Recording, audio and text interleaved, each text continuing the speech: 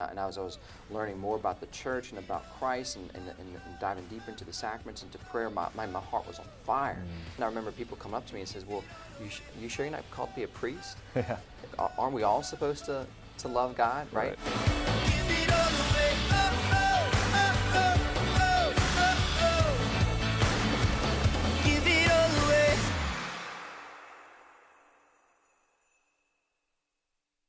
Because what happens is Kate will come home and be like, hey, look, I think God's calling us to this. And I'm like, Right.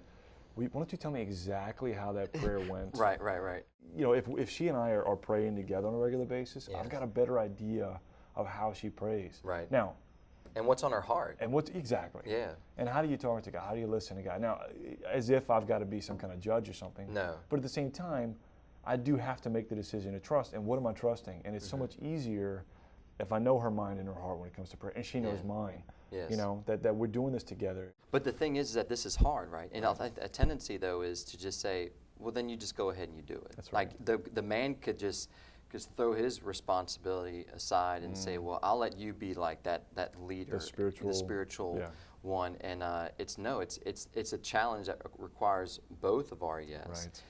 And it's going to be difficult and it's going to be hard, but it has to be through patience and through love that we can come to. And in that process, we're drawing closer and holier together because we're allowing God to bring us more united, not just to His will and His plan, but also one in mind in our hearts. Yeah. Well, and the other thing is, like I said, if not, then somebody will either feel drug along, or if I'm just fine with her making all the spiritual decisions and whatever she says, and I trust her relationship with God, that a lot of times we assume that will automatically kind of bring me along as well. That my relationship with God will be improved because of hers. Right. Which is not the case. Right. You know. Right. I can remain like a fourth grader while she's, flying high or whatever. At some point, though, there's going to be a point where I'm like, I'm not okay with where we're going here. Yeah. And at some point, we're going to reach an impasse. Yeah. Now, hopefully before that, I can kind of pick up the stick and realize that, like, my relationship with God has to be in union with yours, but we have our own, each of us has our own capital I. Yeah. We have our own will, which That's means right. we have our own openness to what God is doing. Yeah. And they both have to be happening, it's hard, but like I said, it's not complicated. Right, and it's again, I think, bringing it back to the beginning, it's a matter of trust that when we go to God, we want to first see that what we're asking for is God's will to happen in our lives, knowing that God is a loving Father who, like you're saying from the very beginning, like He is intimately involved in our relationship and He wants our best for both of us.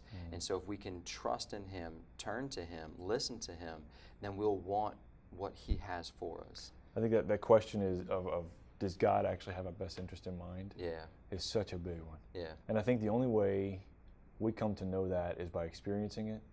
Unfortunately, in our fallenness, it'd be nice if we could just intellectually be like, well, I guess that's the case, so I'll just go with it, Yeah. But the truth is, I think that the more we are able to just to let a little bit, like, I'm going to give you the chance to show me that you might have my best interest in mind. I know for me, the idea of being holy on the surface is like, yes, but interior, like, I know what happens to holy people. Right. It's not pretty. Right. Like these saints in their stories, like, it's rough. Yeah. So I'm not okay with that. So Right. maybe I could just be like halfway there, or like a quarter of the way there. I can make it in the club, but I don't have to be an officer, But the truth of the matter is, it's yes, suffering happens. Yeah. So in light of the idea that people suffer, Yes. holy people suffer, does God have my best interest in mind? And here's something else. The idea of that our participation in this as couples, as spouses in marriage, that like my vocation, it's a vocation, right? My vocation in marriage is not just some kind of like a side item or a side dish or something that is not part of God's master plan that He's calling all of us. Like I remember whenever I was coming around in my faith, like God knocked me off my horse through my wife, and she was just calling me out of my faith. It was awesome, and I was learning more about the church and about Christ and diving deeper into the sacraments, into prayer. My heart was on fire, and all of a sudden I remember people coming up to me and says, "Well, you sure you're not called to be a priest?" Yeah.